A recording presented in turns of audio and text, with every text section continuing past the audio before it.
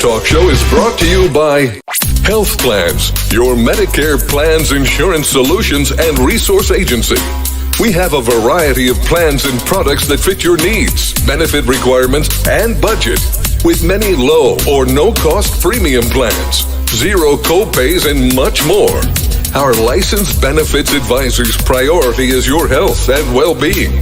Call us today and book your no-obligation consultation. 1-929-367-5269.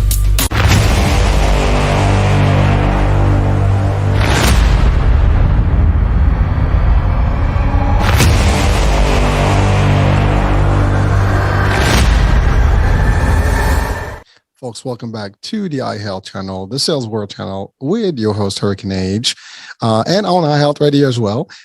New day, new show, new topic. And today is a topic that we can all use. I think as humans, we need to develop ourselves at all times. And whether it's on a personal level or business, professional level, any day that goes by, anything that we can do to improve ourselves is just a great day and something else to get us to the next level. And with me today, a specialist, someone who does this for a living, helps people get better in their personal life, behavior, professionally. And he's a coach and a personal development coach. And he has a very unique story. And I can tell you, just reading about his story, and I haven't even heard the story, I'm going to hear it together today.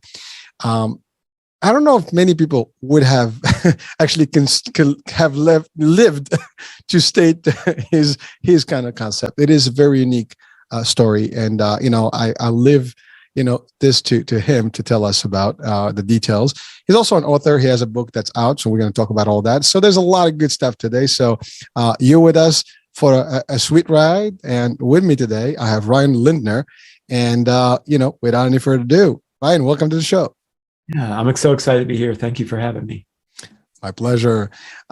First things first, as I said, you have a unique story. And I want to know what happened.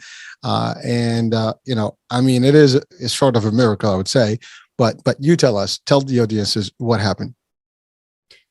Yeah. So, I've been in wellness my entire career. So, about 20 years or so. And, I grew up as an introvert, still very much am, of course, but also grew up with a lot of anxiety. So I kind of gravitated towards wellness. Never planned on being a coach, didn't know it was a career option at the time, just sort of fell into it. But I love, coaching, wellness. I was a collegiate athlete, track and field, always ate well, nutrition and really, like a lot of other people I know who are coaches in the helping professions, I was driven to it, looking for answers for myself. I had just this crazy anxiety and fairly low self-esteem. I think in high school had a little bit of an eating disorder for a while, which for years, but I think that's a little bit more uncommon for males as well. So, and back then it just wasn't viewed, the resources weren't available as they are today. So in other words, people would look at my extreme anxiety and OCD and the eating thing, and they would kind of, Ryan's just quirky, or he's, they didn't think, they saw as easy to label it as, I was a neat freak. But I was really suffering a pretty good bit.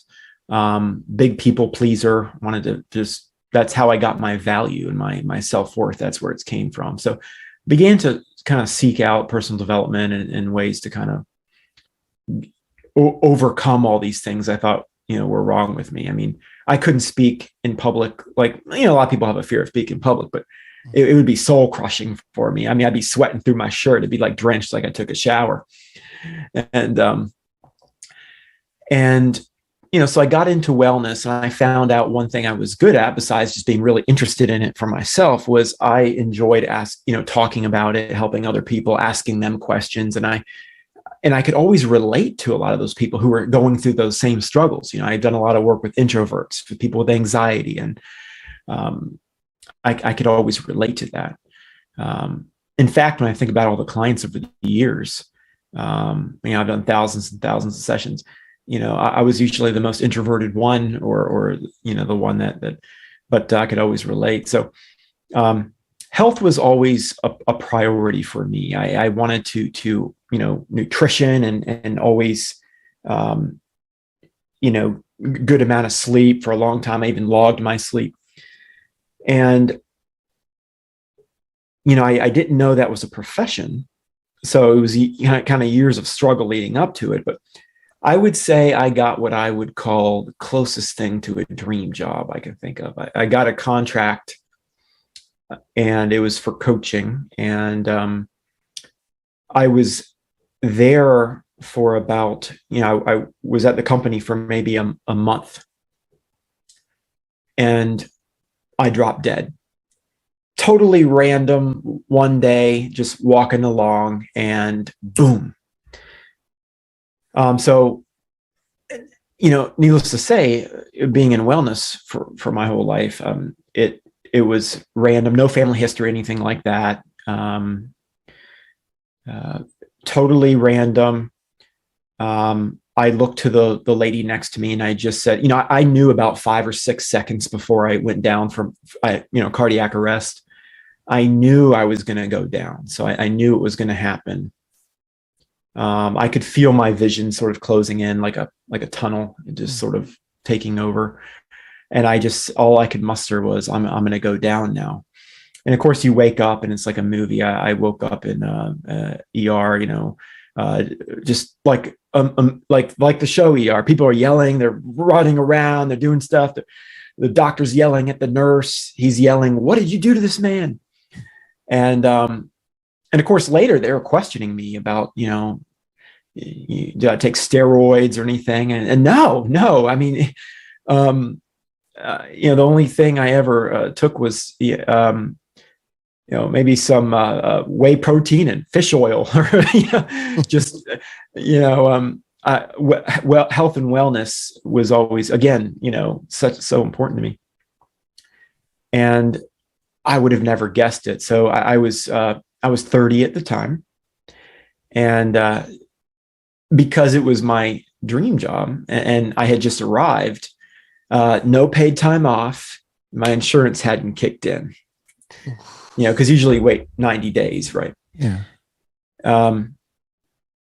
And so I didn't, when I woke up, I didn't quite, first of all, the doctor's yelling at the nurse, and he was, what do you do? What did you do? They thought maybe they did, because none of them knew what was going on. And I kind of whispered, she didn't do anything to me, and then the next day I had another one, they broke out the paddles and they did all that. So I had another cardiac arrest, which was actually the next day.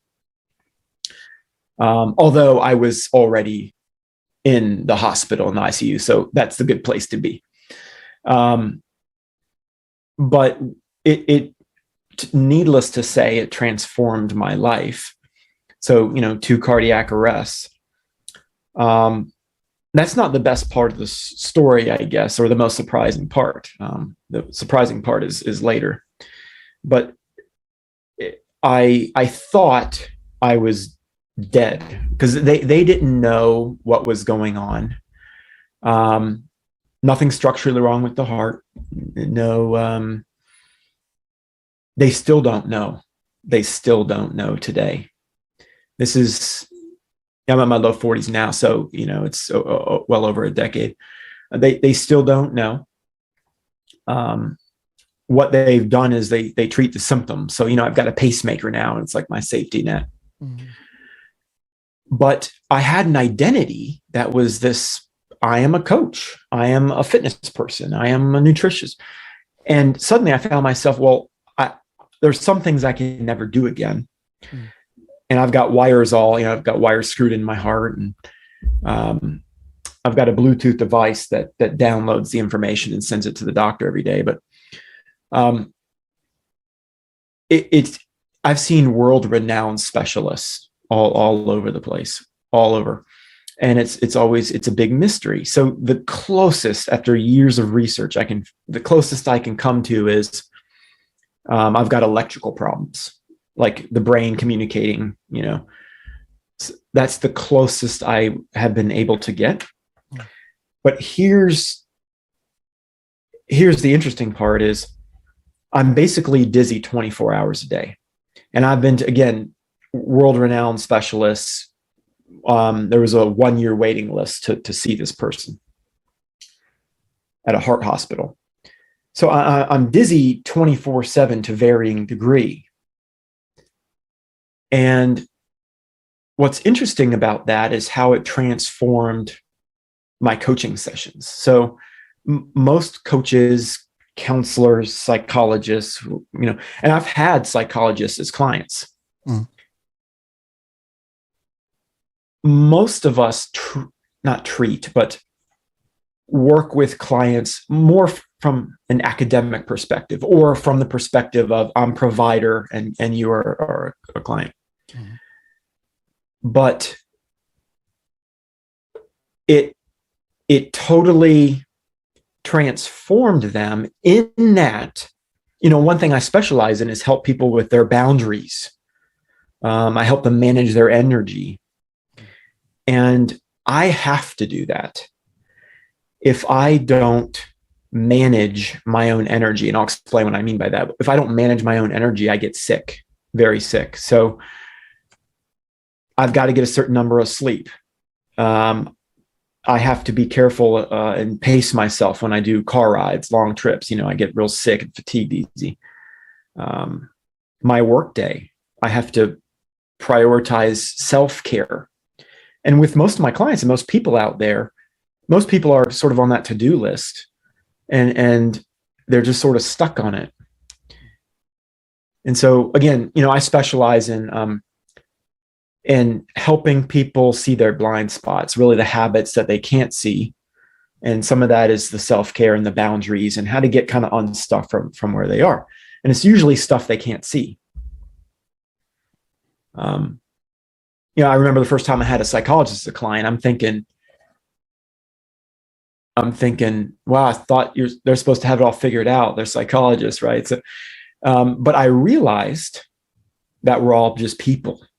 And we can't, no matter how smart you are, you could be brilliant, but you can't see yourself. You can't see yourself. So that's where I come in, and I work with people to kind of undo some of those things that they don't realize that they're doing. But, my sessions, I was back at work 5 days later. Again, no paid time off. I had a financial need. Mm-hmm. And a lot of them were virtual appointments. So they couldn't see that I had wires all connected to me, and I'm on this heart monitor. And I remember I was talking to one lady, and I was just worried about not keeling over.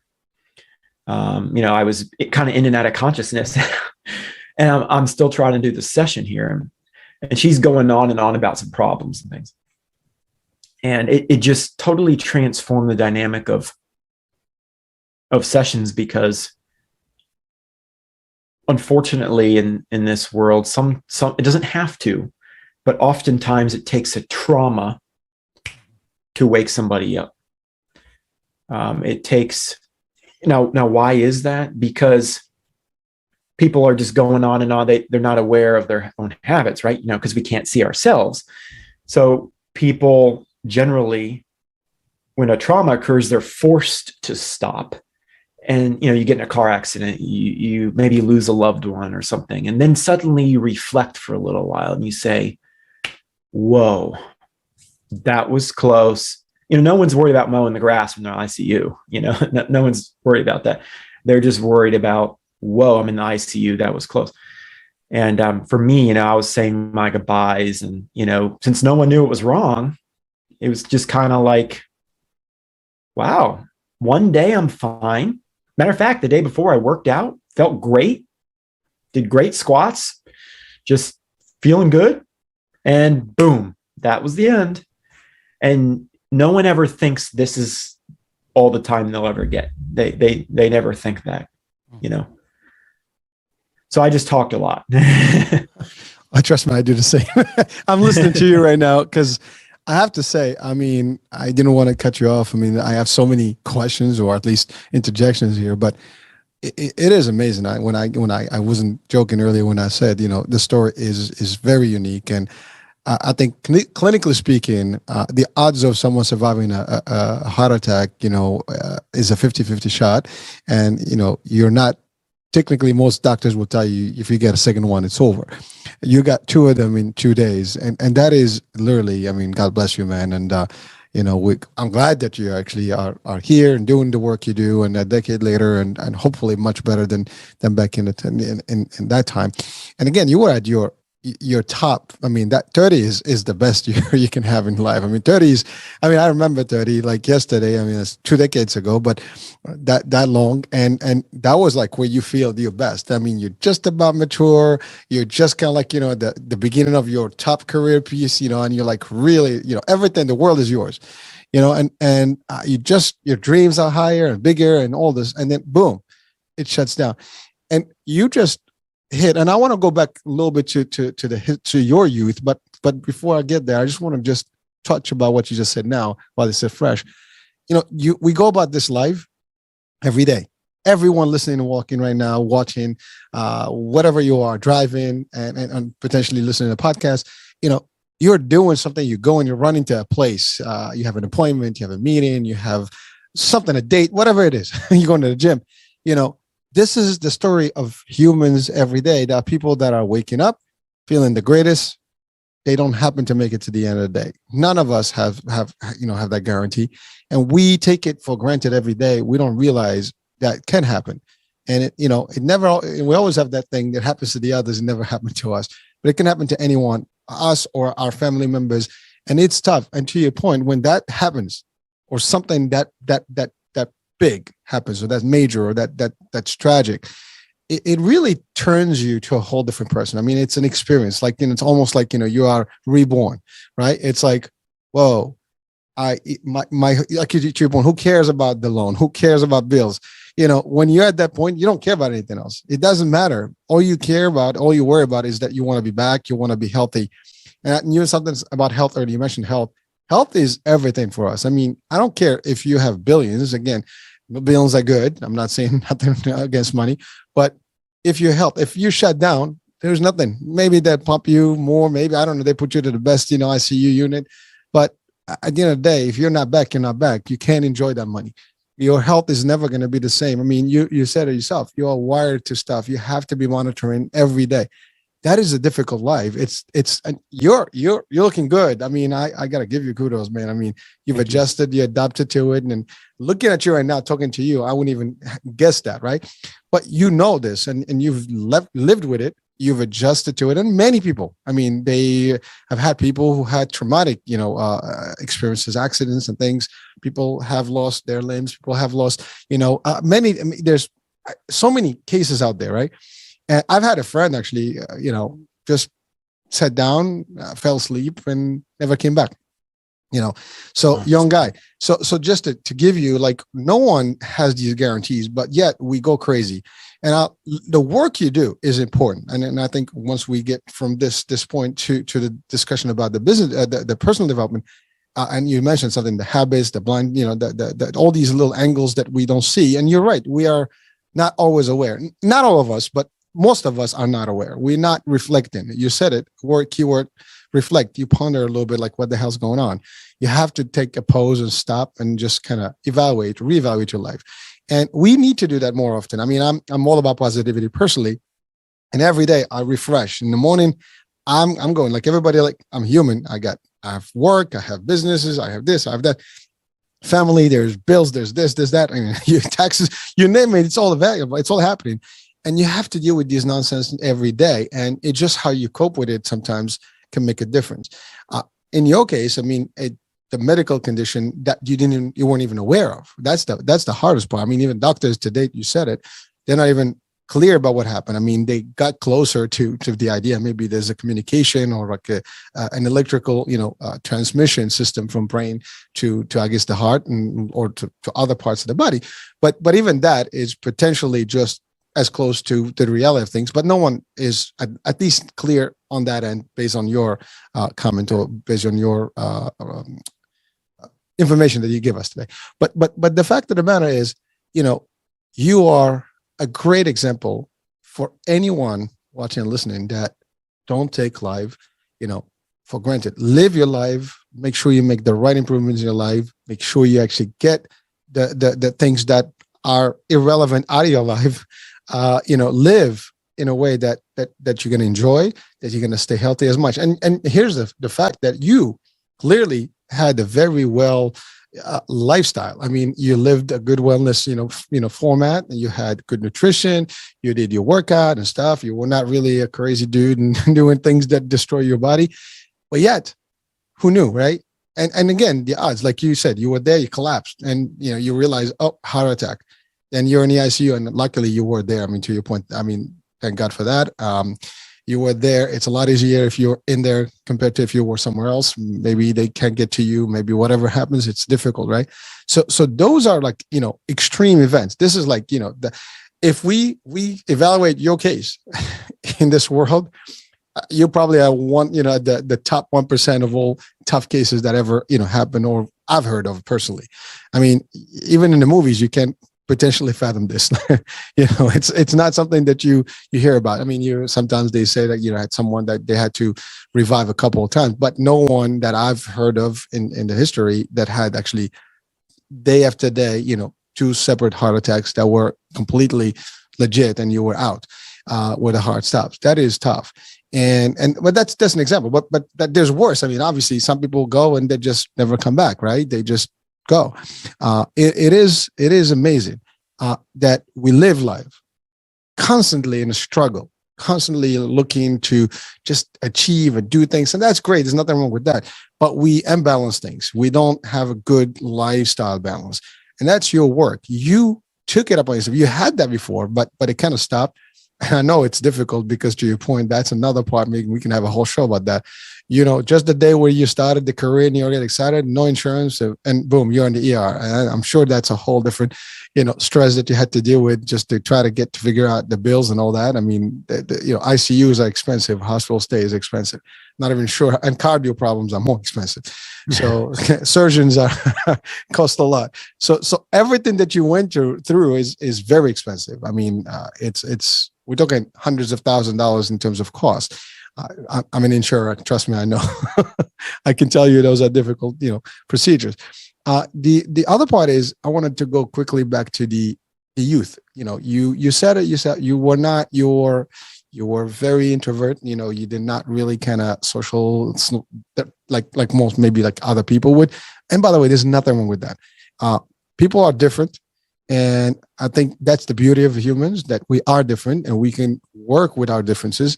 I'm an only child. I mean, I had no brothers or sisters, so I kind of grew up by myself pretty much.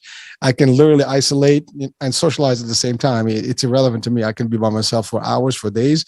And when I'm in crowds, I love it, right? So everybody's different. People have grown with families. Like my best friend has like 12, brothers, actually, no, he has like 7 brothers and sisters, whatever, it's a big family. And they have so many cousins. When I go to their events, forget it. I mean, it's like 40 people, just in a small party. It's a lot of kids running. It is tough. I'm like, I don't know how to do it, dude. I can't. I grew up by myself. It's a little tough for me, but it's adjusting, right? But you said some stuff about, how the youth sometimes don't realize these things. And you had to go through tough time because people don't sometimes agree with different. Sometimes when you're different, people look at you like you're an airhead, like something off with you, like you're an alien. You're not like everybody else. And, I just want to send this message to people watching, listening, parents, or just youth people and younger folks. Listen, life's going to go through and, it doesn't pay. You be nice, do the right thing for people. Don't, be bully and all that stuff. It's not going to work for you for the longest. Trust me, it's temporary and you're going to excitement. And then at the end of the day, you're going to hurt somebody and a lot of people actually get hurt through these crazy behaviors. And so please out there, folks, do the right thing, educate folks, more about being nice to people, be kind. Kindness is a great thing. And you don't know what it does to people. Maybe the fact that you were going through that stuff when you were younger did impact your person, and therefore you became a lot more, collapsed on yourself. And maybe that's something that you always took that energy back. And sometimes that's a problem. You talked about energy. Energy is big, right? If you don't know how to maneuver that and expose it and work with it correctly, that can be a problem. I mean, it's like if you keep it all in, you're just going to explode one day and you don't know what that does to you, right? And maybe that is what happened here. I'm not sure, but the fact is, some people don't realize the damage they do to others. And even if it's psychologically speaking, even if it's implied stuff, it gets absorbed to our subconscious and it stays there and it becomes, I'm a failure. I'm not good. I'm not, to the point, and it affects us. Folks, don't do that, please. If you have, if you have kids, make sure that your kids don't do that, because you don't want that to be done to your kids. And again, folks, whether you're, in a business, whatever, treat people correctly, nicely. It doesn't, it pays. Trust me. It's better to be nice than not nice. And at the end of the day, you're not going to gain anything by not being nice. So again, just a fair advice. You don't have to take it from me. I apply those rules myself in life, and I try to be as nice as possible to everybody. And I don't have any grudges against anyone. I don't stress out about, things. I look at everybody as there's always good in them. And if you use this formula I use personally, it helps, live a life that is better. Again, that's just for me. So Ryan, let's talk about, your transition. Yeah. I mean, I try to address a few things that you actually covered up, through your story. First of all, any interjection to what I stated, and then we can go to next. Yeah, there's so many good points you made. People will ask me, what if I had been driving, which I was driving about 10 minutes prior. And, the only reason I'm alive is because I got that CPR growing up as a people pleaser, it's how I got my worth, and suddenly now that I have boundaries, I had to learn how to possibly disappoint people or say no or turn things down. And well, how do I get my worth then? And that's a whole different story there. But I think a lot of that is, where does our value come from? And I have those conversations a lot with people. Wow. So you've gone through this and you resumed your work, right? Now you work with people's behavior specifically. Now you said something, very unique, that you were a people pleaser. and a lot of people, sometimes they do that because you find that's the way to get in, right? To become part of the clique or become, I guess, sociable or acceptable or accepted rather. Right. And was that actually the reason? Just as a question for you? I think so. I was so quiet and so introverted. I did have a hard time. I wasn't the cool kid. And, I didn't know, I didn't belong to a particular group. Once I found that, okay, I enjoy running and athletics, and running is solitary anyway. So I enjoyed that part. And I said, well, there's something that I found one thing I'm good at. Maybe that's who I am, because I don't know who I am. So maybe that's who I am. Maybe I'm this fitness guy because I can control that. It's solitary, so it checks those boxes. But then, the thing is you take that to extreme when you're looking for happiness externally and not internally. I developed an addiction in the eating thing and all that. But going through what I went through, it changed that identity. I had to look at, how I thought of myself, how I thought of my time, how was I using my time. I had to be comfortable turning people down. I had to be very picky about what I worried about, which is managing my own energy. And I work with people who are chronic worriers, people who are struggling with public speaking, because I can relate to all that stuff.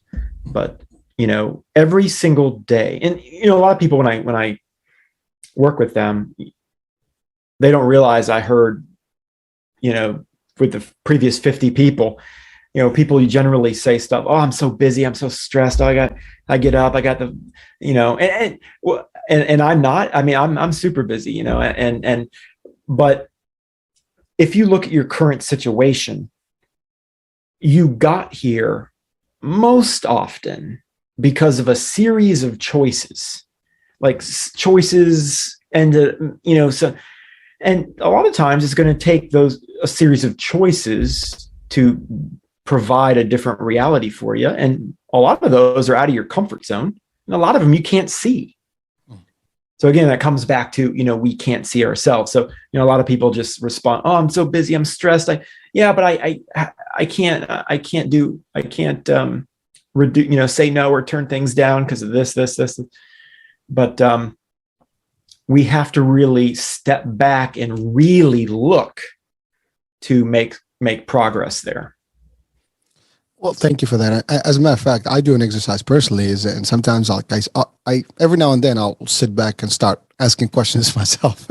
I literally have a talk with myself, and it's weird. It sounds probably funny. You got like the people are gonna be like, "Well, this guy is weird." Maybe I am, but it's really a self-discussion, if you want to call it, and it's really like, what did I do? How is it going? Am I doing this? I can do this. So I kind of get a pep talk to myself and kind of like, tweak things, and maybe I should have done this way. Like having almost like somebody to talk to, but it's just like in your head. I do that exercise loud, literally, like, so sometimes I'm in the car and just having a discussion, but it helps me kind of like identify, where I'm going. And then I'll start asking the questions, literally like, well, if I did this, what happens? I could do it mentally, but it's sometimes when you speak about it in loud, you kind of get that echo and you see it. Again, it's just a technique I use personally. It works for me. But the fact is, you're right. It's we go, and we find every reason why shit is not happening, or it's happening to us the wrong way.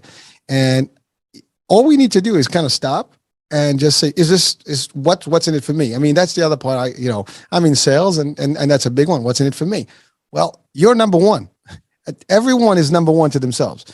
Even if you're a family member, a family person, guess what? You're not good to your family if you're not number one within you. Now, this is not about selfishness or being, self-centered.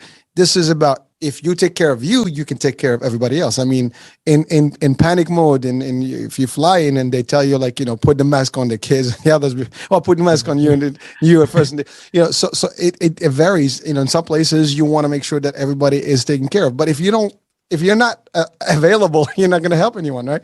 So you got to take care of you first and make sure that you're always at optimum state.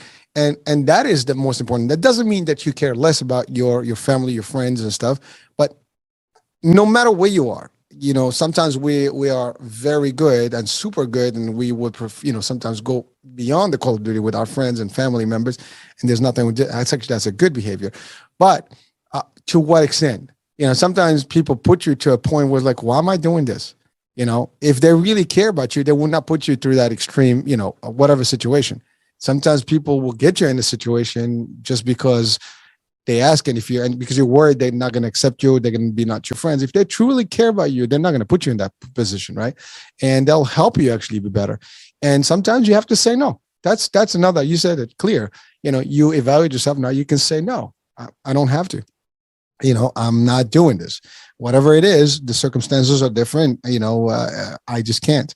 I need to be in peace with myself. I have to do things with my own. I want to just take a chill pill. Whatever the case may be, you don't have to go with everybody else's flow. You have to have your own unique personality, and you work your angle. And that doesn't take away from your being a good family member, and doing all of the above. But again, that you is important. In when we die, God forbid, and it's not even God forbid, we're all gonna die one day, we will go alone. And that's just the sad part of it. And so at the end of the day, it is still about you. You come alone, you go alone. And during the life, we socialize, we have a good time with everybody around us, and we have to have a healthy balance. But again, if you don't take care of number one, that's you, you might have a problem, right? And sometimes that could be detrimental to your health. It could be to your psyche. It could be to many things. And sometimes it's just people taking advantage. That's the other part. Knowing who you are, who your circle is important. Not everybody is always good for you. It's like there's plenty of food out there. Does that mean it's all good? Yeah. There's plenty of things that we can do, but that means it's not always good for you. So you have to know what works and what doesn't. And again, I look at it that way. I apply those rules. And again, your work does touch on these things. You're helping people to discover those elements. And, so are there any specific techniques you apply to guide these folks? Because it is difficult. If I am used to a certain way, it is almost an addiction when you're like, let's say you always are with friends, right? And you just cannot be alone. And so, but it's affecting you, but you can't get out of it. That's a tough one. So, people are almost addicted to certain behaviors and they can't move away from the behavior unless they're coached to do so, and they have to find ways to get out of it. So how do you actually have people that actually have that problem, and how do you deal with it? Yeah, you made a lot of great points. And first of all, I'm transitioning to become a cyborg. So I'm already part of the way there. So I don't know how long that will last. I always tell people, I feel like I'm partly a cyborg now. So who knows? But I love your example of the plane. I always say, it's like you take the oxygen first or else you're part of the panic. And so I love that example. I use a lot, but what you'll find when you have boundaries is, you're absolutely right, is some friends will fall away. And you also mentioned earlier, like you're going to have to remove toxicity from your life. If something doesn't add to your life, it takes away. And so you're going to have to, and most of us, again, not realizing how we spend our time, a lot of the time, we're going to have to, we're going to learn real quick who our real friends are. And a lot of our habits that are time drainers that we don't realize. And again, it's all that stuff that we can't realize. So in terms of coaching and helping people, there are a lot of techniques they can do, but the first thing they need to have is just to be aware of it. They've developed bad habits for sometimes their whole life, and they never knew another way. So now what doesn't help is sitting down and giving people 20 suggestions about what will work. Because what they're going to do is they're going to give you 20 reasons why each of those suggestions isn't going to work. So it's about exploring and asking the right questions, kind of uncovering and looking for those aha moments. Maybe something they didn't realize about their own behaviors, but ultimately it's going to have to be choices that they make, often courageous choices that are out of their comfort zone. I mean, I've had clients, I'm not suggesting someone just quit their job and move away tomorrow, but sometimes it's going to take a bigger choice about what is and is not worth your energy. Because that's really all time management is. It is a management of your energy. I treat everything I do kind of like, this is a really weird analogy, but kind of like poker. With everything I do, I am basically saying, because I'm doing it, I am basically saying, yes, it's worth this many chips of time or whatever. So everything I do, I am saying to the universe, yes, I think it's worth it. Otherwise, I wouldn't be doing it. So I apply that to not just things I do in my life or don't do, but things I worry about too, my mental real estate. And I find that is the place to start, because most people, their busyness is just a reflection of their internal chatter, their self-dialogue, and their nonstop mind. Because most people live like this. It's like, oh yeah, I got to pick the kids up at 11. Oh God, that person said that at work. I had the report due. They live in this crazy internal environment. I can't do that. If I do that, I get dizzier, I get lightheaded, clammy, and I go downhill from there. So I look at it like with an example. Someone cuts you off in traffic this morning. And I love this example. Someone cuts you off in traffic. And a lot of people get angry. They'll lay on the horn, they'll honk the horn. and they'll worry, oh God, this idiot, that person, he totally expletives fly. And then, oh God, can you believe what he did? And they're talking about it for the next 15, 20, Now you mentioned, you ask yourself the questions, and I thought of this and I was like, so what do you actually know about the situation? That's oftentimes the only question you'll need, because really you need two questions to ask yourself. Number one is, what do you actually know about the situation? Well, nothing. So this guy cut you off in traffic. How do you know he wasn't rushing to the hospital with his pregnant wife who's giving birth in the car? Would that change your perception of this guy who you're angry at? Maybe he just made a mistake. Maybe he feels terrible. Mm-hmm. Have you ever made a mistake? Sure. Probably. Okay. Now, maybe he knows he made a mistake and doesn't care. Okay. So what is your negativity and yelling at him? What are you going to do with that? Remember, if it doesn't help, it hurts. You going to teach him a lesson? What lesson do you think you're teaching him? He's not going to go and oh man, he forgot about it a second later. You're the one who's carrying it around. And we do that same example when we, dramas at work or exes we talk to, or we carry around this stuff that takes up mental real estate, and it just ends up in this endless chatter. And so you have to ask yourself, what do you know about the situation? Okay. In the case of the guy cutting you off, you know nothing. Okay. And is that worth your energy? No? Okay. There you go. So I dropped it. And I start a lot of people with these just very basic exercises to sort of understand where their energy is going, because it's all energy. It's all energy. And what people do when they run out of it, or they're uncomfortable just being with themselves, is they dive in social media and reality TV and all those kinds of things. And they wonder where their time went because they're tired all the time. But I think it starts with basic exercises to really get someone to just be aware of it first. And then we get later on, phase 2 is more of the strategy of it. Well, thank you. I mean, it's funny because you're saying that, and I'm visualizing this whole scenario that you talked about the car.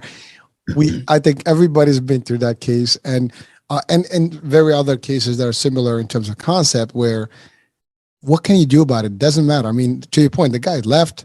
Unless you're gonna track him and go race them, and which will probably cause you more problems because now you have a speeding ticket. Maybe you get arrested. Maybe you get into an accident, God forbid. There's so many things that can exactly road rage can be bad. But were you going to do anything about it? Maybe if you were, dude, sorry, I'm sorry. To your point, we don't know what's going on. There's a good chance. I'm going to give you something real. This is real about me. I'm anti 8 o'clock, 9 o'clock meetings. Okay. And the reason I'm anti that is because I've had enough share of seeing road rage or getting in traffic for hours, in the New York traffic, that all I know that when you try to get into those meetings at 9 o'clock, you're actually in that traffic for a couple hours. And by the time you get to that meeting, you're so stressed and you're upset and then what's the point? There's nothing you could do at 9 o'clock you can do at 10 o'clock.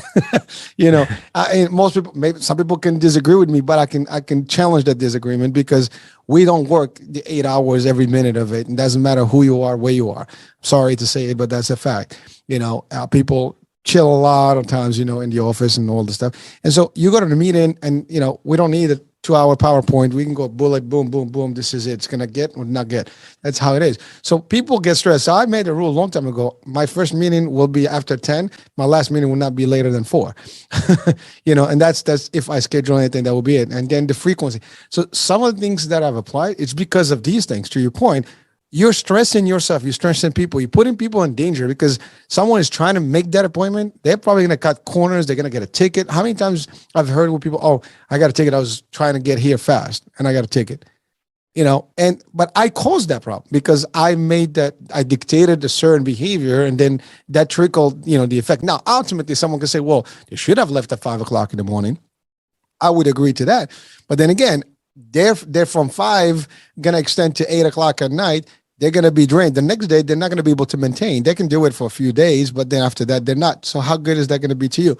So again, you have to always have, try to find a reason behind things before, or at least try to find, it's like chess. It's the best example you can do. Like you have to almost anticipate the different moves before they happen, right? And so if you you have a decision, what's that going to happen? How is they going to affect everybody else that actually it's going to affect? And if you can manipulate that correctly and understand what's going to happen, you can probably remove some of the bad, action that can happen, or reaction, or even behavior, or even outcomes that can be bad and detrimental. So again, that's just a professional example I use, because over the years, I've always questioned, like, 8 o'clock meeting. Okay. So what happens? We're going to meet again at 9 and 10. And most of the meetings, again, in the world, the workplace, are meetings to just talk about meetings, then nothing gets achieved in those meetings. I'm sorry, but it is a fact. I mean, this is a debate that's been ongoing for decades, and we can cut to the chase. It's really, these are certain things we need to get it done. Let's get it done. That's it.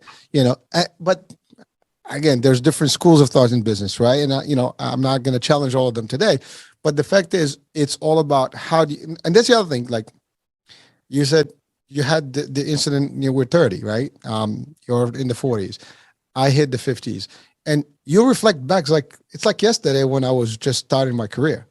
30 years later, like you've gotten some stuff out of it, but then for the most part, if you're stressed out, if you did everything, nothing matters. You go to these jobs, and then you kind of eventually wind up in a different job anyway. It's like something.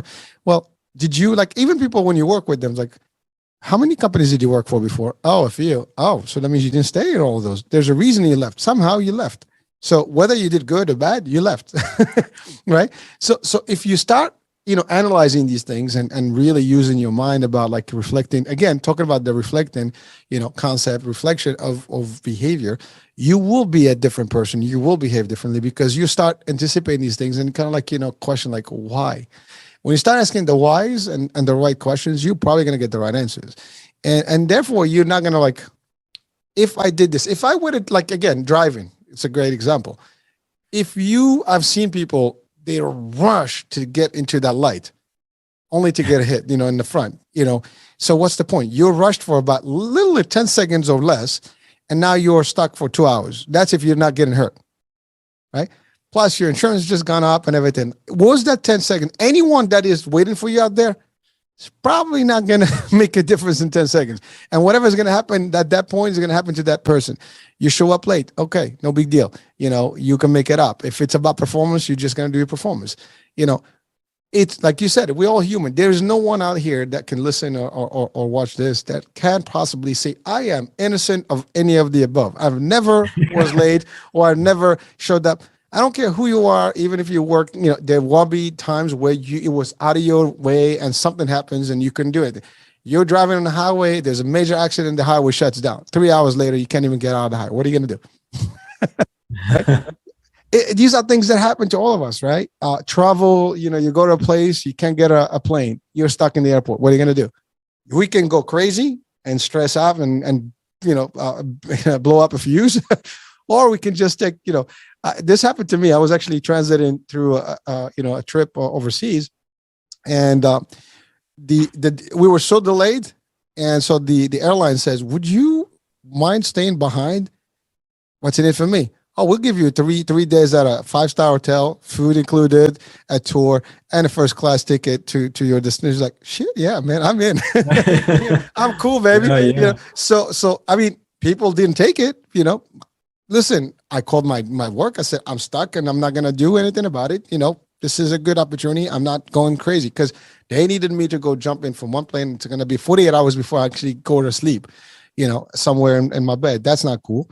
So I took advantage of that opportunity. So again, things happen.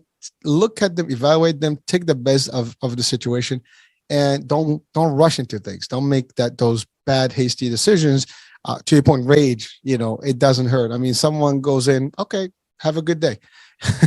And chances are they'll be in trouble. I love when that happens. When someone goes in and then there's a cop down the block. I'm like, cool. You just got yourself in trouble, right? I mean, again, I don't wish any bad things on people, but sometimes people do that to themselves.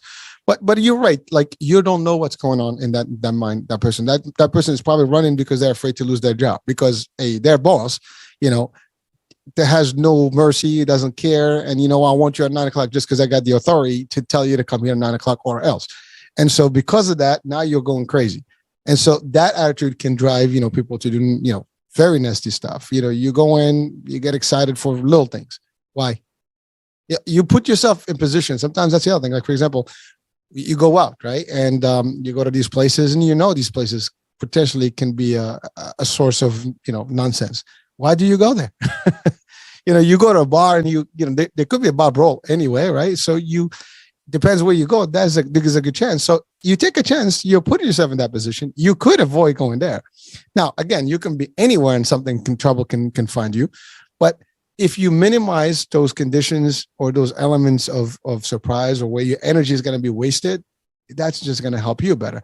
Again, that's just my version of things and how I operate. But again, it took years for me. I mean, I was a younger age at the time, and I was a little bit more of a crazy dude. And, when I say crazy, not that crazy, but, hot-headed. And, I had the tough, look, what the hell's going on?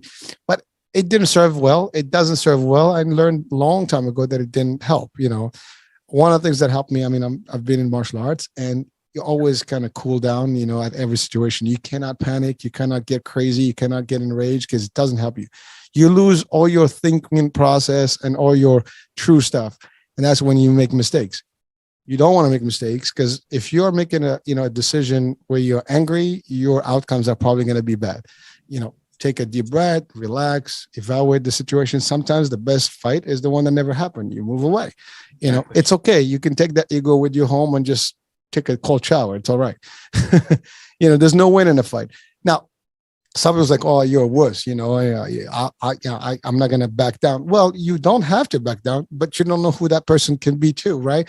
And so now somebody's going to get hurt. And worst case, if you win, you might have hurt them the wrong way, and they press charges and you're in jail. So is that something? You lost your job, your career, your family, whatever. Evaluate things. See, it's like in some of the movies they show you where you see the vision of the action of things happening like in advance.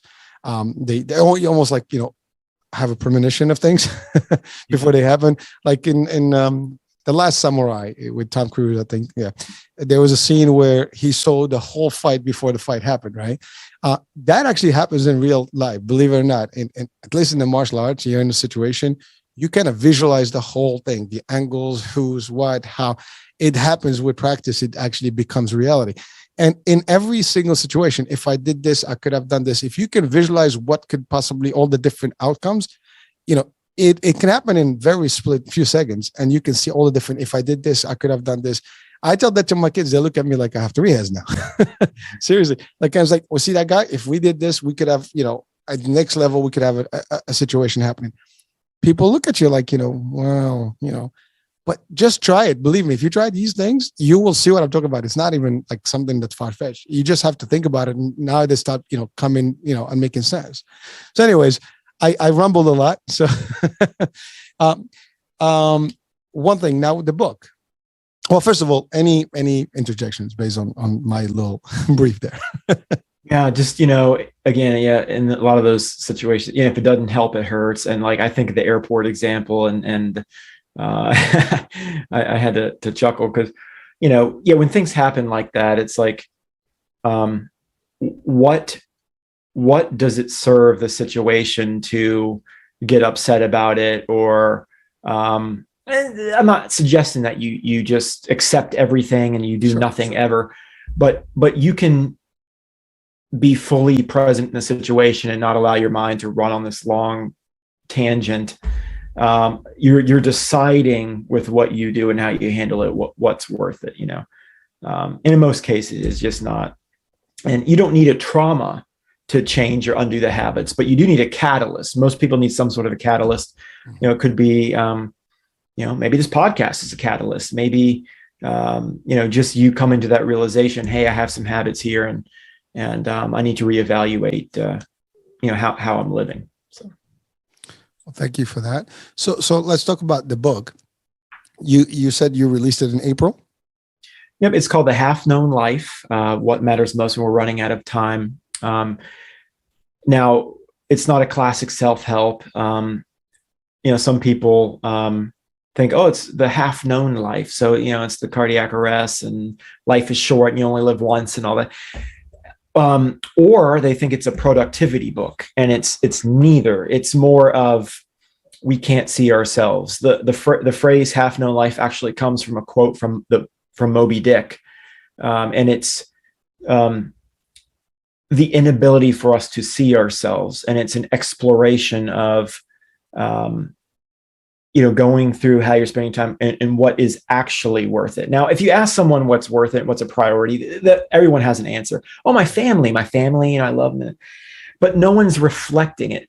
Few are reflecting it in their daily life. So, the book is not, it's an honest look at it. It's not a sunshine and rainbows self-help where it's like how to be more productive and get more done in 2 hours. It's almost an inner exploration of, of your blind spots. That's really the crux of it there. It's on Amazon. You can contact me or get through it on my website, rslindner.com, rslindner.com. But you can just search for it on Amazon too. All right. Well, thank you. I'll have actually the description in the description of the show, the link to your site and the book. So hopefully people can reach out and get a copy and potentially learn from it, because it sounds like it's a powerful book, and it's really to get inside and show us a different way of dealing with things. And it's important. The other thing is, how can people reach out to you? I mean, same thing, I guess, to the site, and people can book a session with you for personal development.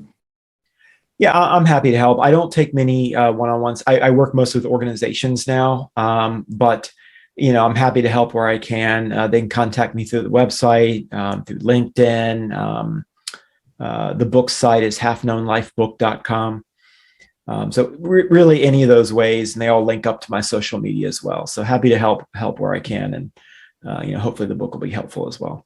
Excellent. And so when you mentioned something about the working with organizations, so basically like, for staff members and teams, is that what it is, or for like corporations or? Exactly. I was working with individuals for a while, and then it kind of got into, well, if you help employees be at their best, it helps companies. And from there, it stemmed into helping retraining organizations, developing materials for that. And also organizations, they focus a lot on hiring roles, not people. And you mentioned something earlier, which made me think of it, which was, all the jobs people have had, and, that's where I kind of help. I track things like turnover and help people be people there, and not just the next role to be filled. And there's absolutely nothing wrong with firing your job the minute it doesn't allow you to be your fully expressed self. So I help people with that transition as well. I love it. And actually, to your point, I mean, companies hire you, you hire them. I mean, it's always been, I think the traditional way to think about it is like you're an employee and you're being interviewed and you're being recruited. I think the new way is that you recruit your company and your boss and whoever you're going to want. I don't believe in the word boss, but whoever you actually, will report to needs to make sense, and somebody that you can actually relate to and work with, in a good way. Doesn't matter the hierarchy. And again, so that, again, it's just a different way of looking at things. And again, it takes time sometimes to see these things because we've been conditioned to a certain way. This is the only way and the old way. And it works for a minute, but once you start getting a little bit of wisdom, you realize there is a system and you can actually have a different way about it. And again, it all leads to one thing, which is life is about you need to live the life you want, because at the end of the day, you want to get a fulfilling life and enjoy the most of it and make the best of it. And if you're constantly in a struggle, you're not living the right life, and certainly it can affect your health and your psyche, your family, and everything else. So the price will be very, very hefty if you don't do the right thing. So any last words of wisdom from you for our audiences today? I would say you take the oxygen first. Otherwise, you're just part of the chaos there. And, your health has got to come first. No one comes to the end of life and says, whoa, that was slow. No one says that. It always seems slower in the moment until something awakens you. And hopefully it's just a catalyst and you just said, hey, I got to live differently. Well, again, thank you so much. I mean, obviously, certain everybody goes through some sort of an event in their life. Some are worse than others, but at the end of the day, we all go through something, a change that potentially sometimes, when you look at it deeply, it was the right thing that happened to you to make the move and to become a new person. And unless you realize that, sometimes you blame the world why it happened. Only later on you realize, oh, damn, that's why it happened. And again, and as bad as some of the examples can be, many people would relate to that only when that stuff happened where they became, independent, or they became successful because they took the time now to develop their own company, whatever. Personal life, business, people have made a lot of changes and successes from a traumatic, concept or situation that they came across. And you never know what that is. And again, we don't wish bad on anyone, and hopefully that nothing's going to happen. But life is full of surprises and challenges and hurdles, and things do happen. And sometimes for the better reason. You just have to figure out what that is and what your calling is. That's all. Well, listen, time flew here. We've gone through the hour quickly. And I'm truly thank you for being with us and sharing with all the insights, your story, and I think we've had a great time. I think folks hopefully will benefit from this discussion.